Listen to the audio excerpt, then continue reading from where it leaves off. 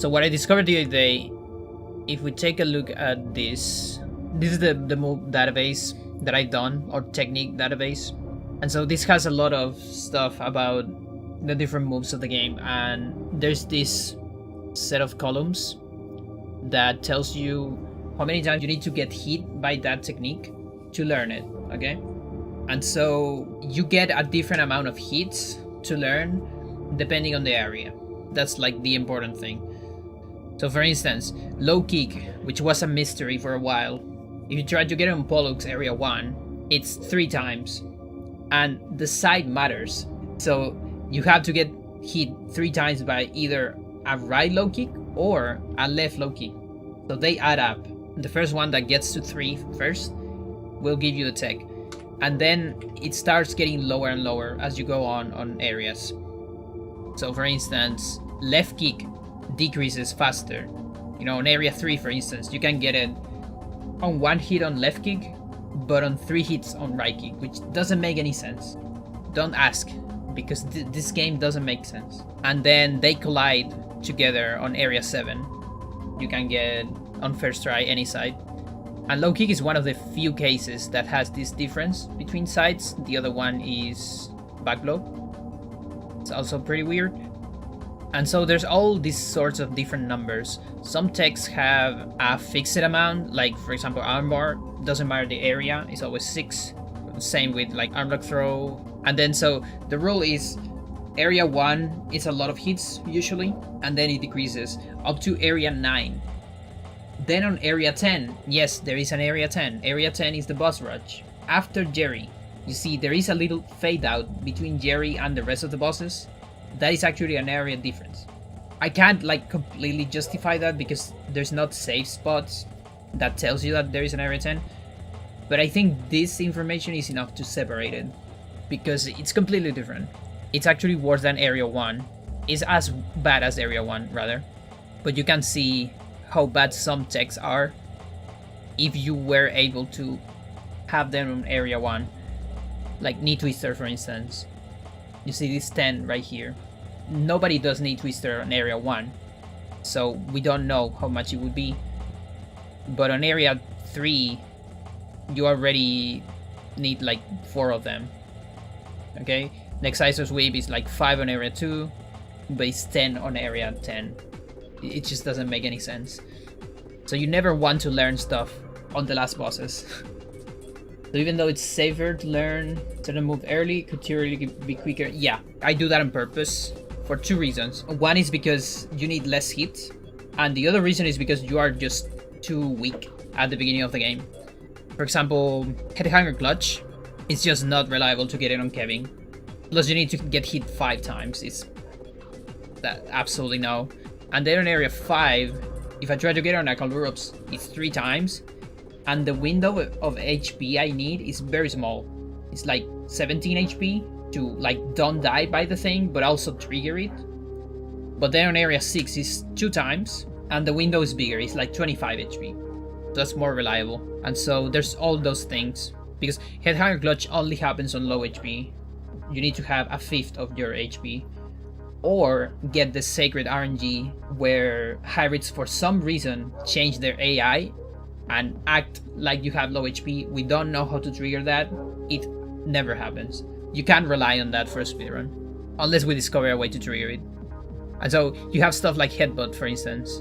It would be 6 on area 1, probably, because it's 6 on area 10, but it's just 1 from area 6, for instance.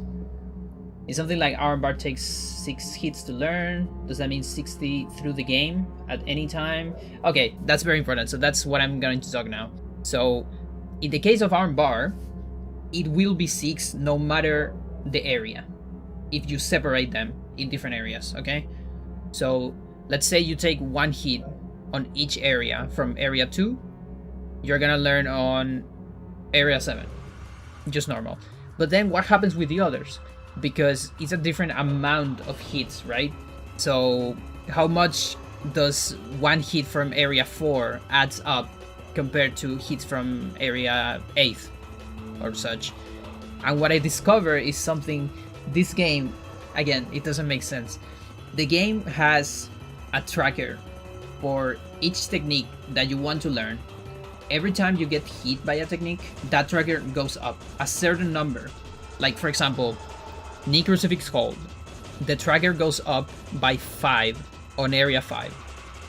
And to learn, you need to get the trigger to 20. And this also will explain something else that happened the other day. The knee crucifix hold, the trigger, we need to reach 20 levels. These are skill levels, by the way. That will make sense later. So each time you get hit by knee crucifix hold on area 5, trigger goes up by 5. Then on area 7, 3 hits means the trigger gets increased by a number that times 3 adds up to 20, at least 20. So for example, that's 7, because then 1 hit at 7, 2 is 14, and the third one is 21, and that goes over 20. Then on area 8 it's also 7, and on area 9 it's 10. What you could do is you could get 1 hit on area 5 for 4, 1 on area 7 for 7, that's 11, and then 1 on area 9 for 10, and that will add up to 21, which is more than 20. So that'll be 3 hits spared on different areas. Now, what is the weird part here about this game is that the trigger is different for every technique. So far, I haven't looked into all of them, but you see all of these, I think the ones that you get on area 10 are probably the number of the trigger. That's my guess. If the trigger always goes up by 1 on area 10. So the other thing is, this trigger, like I said before, increases your skill level. The way the game tracks these is with your skill level. So let's take a look at some of my skill levels here. Let's look at knee crucifix hold. I don't have that tick, and you can actually see here. So let's go to unlock. Unlock is 1 or 0, depending on whether you have it or not. Here is a 0. That means I don't have the tick. But then if I go to skill level, what is this? It says 10, but I've never done this. And that's because the game uses this same variable to keep track of how many times you had been hit per area or whatever, or this weird trigger. And this is your actual skill level. Why do I know that? Because this actually changes your stance. This 10 that is right here adds up to my skill level pool and can make your stance to change. And that's why I got a stance change to wrestler so fucking early in the game, because I got a free 10 skill levels out of nowhere, which is 10 hits, you know. It's on a speedrun, that's a lot of fucking hits. It doesn't make any sense. But yeah, the game just keeps track on your own skill levels. Once you learn the thing, which this thing will be 20 by the way, the trigger will reset your skill level to 0, and then you can start leveling up the skill level as normal. And so as you accumulate more and more of these triggers on 100%, your stance will change very, very early, because you're getting extra and extra skill levels out of nowhere, unless you learn the techniques actually. This is the same variable, the same address that the game uses for skill level. It's the exact same, but I'm not sure if it will show here. That will actually be interesting. So let's unlock via hacking one knee crucifix hold. So if I go to technique,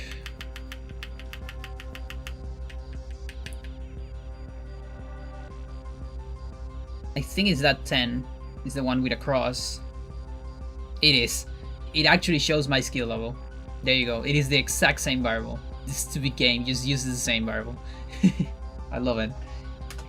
It's kind of ridiculous because I decided to dig into this again because of what happened the other day, that I just got wrestler so fucking early, and also my skill levels of the techniques I had didn't add up to 100, which means you can't get a stance, but it happened.